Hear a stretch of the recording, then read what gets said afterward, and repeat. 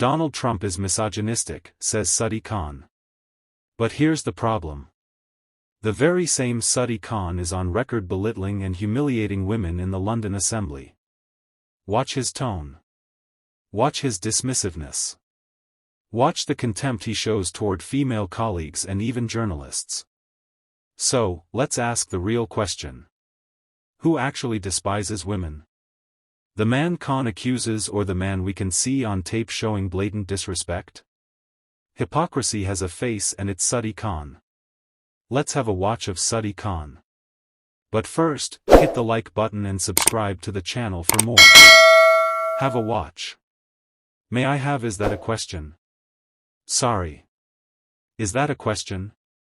Could you stop interrupting the member in no, not really? Thank you. Okay. Thing I would reflect on, Mr. Mayor. Stop interrupting me. You interrupt all the women in this chamber when we speak. For those young people watching, all politicians are rude. Like Senator Susan Hall. Some are very polite and courteous and some answer questions. Everybody in the audience chair, I got to say this in a way that doesn't patronize him, but the naivety of the chair of TFL saying publicly a figure today, Mr. Mayor, not a figure. Well, I'm not giving you an estimate.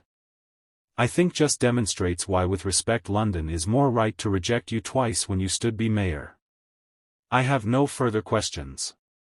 If you spent more time thinking about how you could answer these questions and less ways you could try and insult me over a petty word choice, then you'd probably be in a better position for blood. What's that?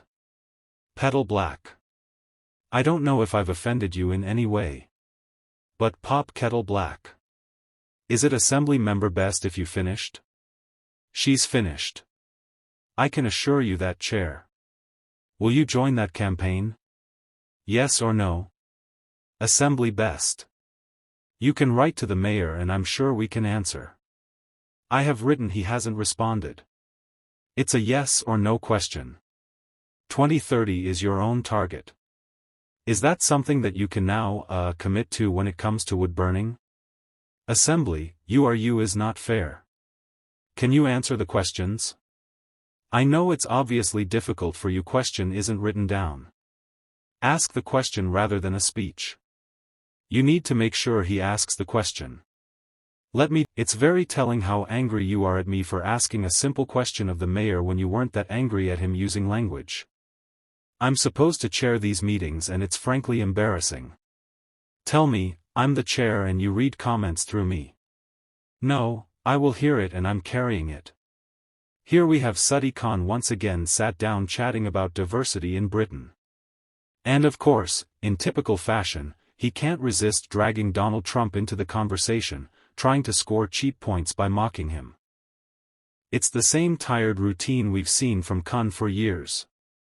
Every time he talks about so-called diversity, it's less about celebrating Britain and more about lecturing the British people. Is about pushing his own political agenda while ridiculing anyone who dares to hold a different view. And when it comes to Trump, the obsession is almost comical. Instead of focusing on the real crises facing London, the violent crime epidemic, the housing disaster, the collapsing transport system, Khan chooses to sit there and sneer at a former US president, thinking it makes him look clever. But here's the irony. While he paints himself as this champion of tolerance and inclusivity, his own record tells a very different story.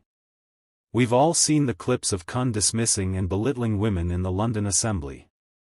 We've seen his contempt for ordinary Londoners who challenge him. And yet, here he is trying to play the role of moral authority. This isn't leadership. It's showmanship. It's virtue signaling. And the sad reality is Londoners are paying the price while Khan spends his time posturing on issues that have nothing to do with fixing the capital.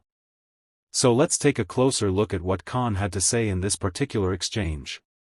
Looking around this diverse room, Donald Trump's worst nightmare. Well, it's a pleasure to have a great night, and remember, diversity is our greatest strength. It makes us stronger, not weaker.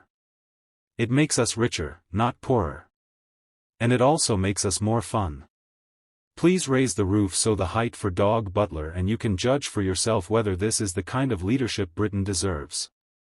What are your thoughts on what we discussed? Let me know in the comments. In other news, young people will have their benefits scrapped if they refuse job offers or training under new plan set to be revealed by Rachel Reeves. The Chancellor is also expected to pledge to end long-term youth unemployment by guaranteeing any young person paid work if they have been unable to find a job or training for at least 18 months.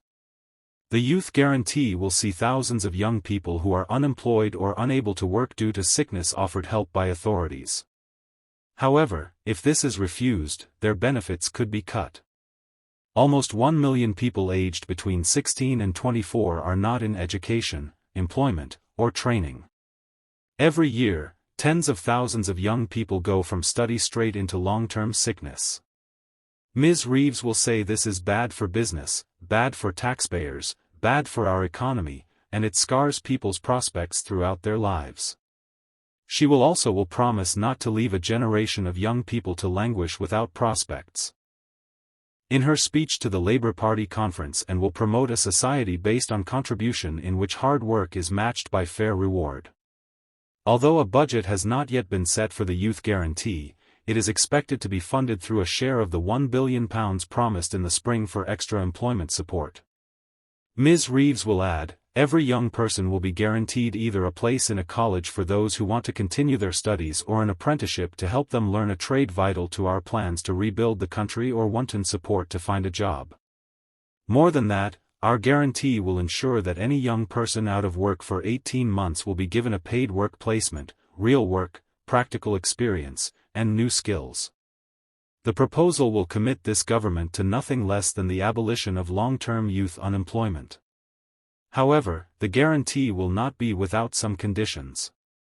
Those who refuse to take up any offers made to them will risk losing some, if not all, of their benefits. Work and Pension Secretary Pat McFadden will say, "We will not stand by while a generation is consigned to benefits almost before they've begun. We will not accept that school pupils full of promise become adults full of frustration. We will not allow wasted talent to become Britain's story. The Youth Guarantee is how we will offer every young person a change to get up and get on." It is understood these conditions will apply to young people claiming job seekers' benefits.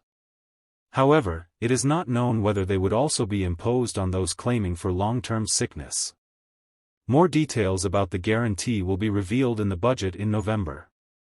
Earlier this year, in pilot projects, administration of the scheme was given to mayors and councils responsible for facilitating coordination between local employers, colleges, housing bodies, and other organizations.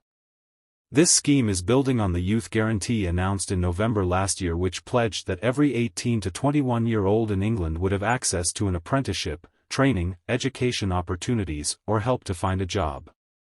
However, experts criticize this for excluding around half of the 948,000 needs, those not in education, employment, or training in the broader 16 to 24 age bracket.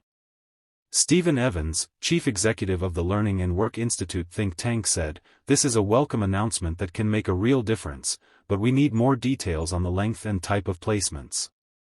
And with only 1 in 4 needs on benefits and required to search for work, it's important this offer is open to all young people who need it, regardless of their benefit status."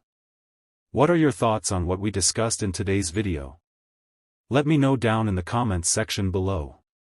If you have not yet already, make sure you do drop a like on this video and subscribe to the channel for more British content. Thank you. Take care. Goodbye.